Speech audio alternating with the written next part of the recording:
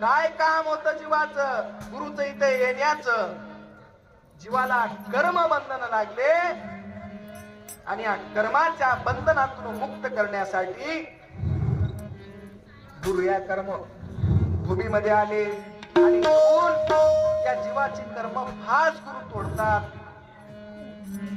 बरेच जण पांघरण अंगावर घ्याले. थंडी वाजली हो महाराज, थंडी वाजायला लागली. थंडी भरपूर आहे. पाणी बी पडलंय, पाणी बी तसंच झालंय.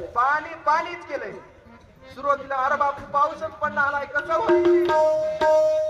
शेतानं तळेच होऊन गेले. दत्त महाराजाच्या मनात आलं, होत्याचं नव्हतं करते आणि नव्हत्याच होत करते. फक्त मनात.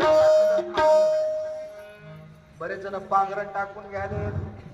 पांघरण टाकून घ्यायचा आधी विचार करा, जीवावर आधी 7 पांघरण बसलेत.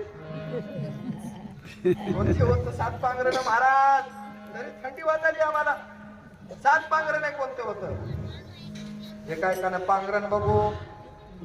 पहिलं पांघरण देहाचं. पहिलं पांघरण कोणतं आहे? देहाचं.